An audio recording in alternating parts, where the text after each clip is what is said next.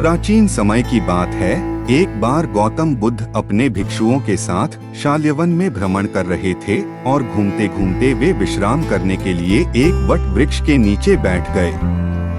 वे सभी साथ में बैठे थे और अचानक धर्म पर चर्चा शुरू हुई। इस दौरान एक भिक्षु ने उनसे प्रश्न पूछा, परमेश्वर, मैंने देखा है कि कई कमजोर और विभिन्न संसाधनों से परे व्यक्ति भी विषम परिस्थितियों को हरा देते हैं और बड़े बड़े कार्यों को करने में सफल होते हैं। वहीं संपन्न और अच्छी स्थिति वाले लोग उस कार्यों को करने में सफल नहीं होते। इसके पीछे का कारण क्या है? क्या हमारे पूर्वजन्मों के कर्म इसमें आड़े आ जाते हैं? नहीं, ऐसा नहीं है। गौतम बुद्ध ने उस भिक्षु की बात का उत्तर दिया और एक प्रेरक कहानी सुनाने लगे। विराट नगर में सुकीर्ति नामक एक राजा शासन किया करते थे। उनके पास लौशान नाम का एक हाथी था। राजा ने कई सारे युद्धों में इसी पर सवार होकर विजय प्राप्त की थी।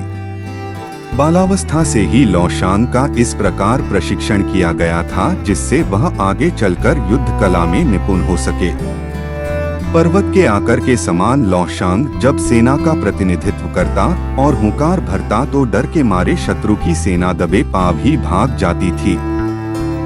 जैसे व्यक्ति जन्म के बाद युवावस्था से होता हुआ जरावस्था को प्राप्त होता है, उसी प्रकार लौशांग भी बूढ़ा होने लगा। उसका शरीर कमजोर पड़ने लगा और तेज भी समाप्त होने लग गया। वह अब हाथीशाला में केवल शोभा मात्र बनकर रह गया था। सेना के लिए भी उसकी अहमियत कम होने लग गई थी, जिसके चलते उसकी ओर पहले जैसा ध्यान भी नहीं दिया जाता था।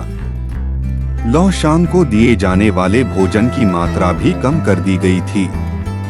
एक बुजुर्ग सेवक उसके लिए भोजन और पानी की व्यवस्था करता था, लेकिन वह भी अक्सर ऐसा करने में चूक जाता था।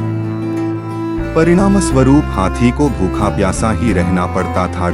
बहुत दिनों तक ऐसे ही प्यासा रहने के कारण एक दिन वह पानी की तलाश में हाथीशाला से निकलकर एक तालाब के पास जा पहुंचा। यह तालाब काफी पुराना था और लौशांग को पहले भी यहाँ लाया गया था। तालाब के पास पहुंचकर उसने भरपेट पानी पिया और फिर उस जल में स्नान को चला गया। उस तालाब में कीचड़ होने के कारण वह हाथी उसमें फंस गया। वह जितना भी उस तालाब से निकलने का प्रयास करता उतना ही उसमें फंसता चला गया। अंत में वह हाथी गर्दन तक कीचड़ में फंस गया। जब राजा तक यह खबर पहुंची तो उन्हें बहुत दुख हुआ। उन्होंने हाथी को निकालने के लिए बहुत प्रयास किए, लेकिन सभी विफल हो गए। उसकी यह दयनीय दशा देखकर वहां मौजूद सभी लोग निराश हो गए। जब एक के बाद एक सभी प्रयास निष्फल हो गए तो एक बुद्धिमान मंत्री ने उपाय सुझाया, जिसके बाद हाथी को बचाने वाले सभी लोगों को वापस बुला लिया गया और उन्हें सैनिकों की तरह सुसज्जित किया गया और युद्ध का वातावरण बनाया गया। लौशांग के सामने युद्ध के नगाड़े बजने लगे और सेना इस प्रकार इधर उधर कूच करने लगी जैसे वे शत्रु के पक्ष से हो और उसकी तरफ आक्रमण करने के लिए आगे बढ़ रहे हो। यह देखकर अचानक लौशांग में ना जाने कैसे जोश आ गया और उनसे बहुत जोर से हुंकार भरी। वह अपनी ओर बढ़ रहे सैनिकों पर आक्रमण करने के लिए पूरे बल से गर्दन तक फंसे कीचड़ को खदेड़ता हुआ तालाब के किनारे जा पहुंचा। उसके बाद उसे सैनिकों पर आक्रमण करने से पहले बहुत मुश्किल से नियंत्रित किया गया।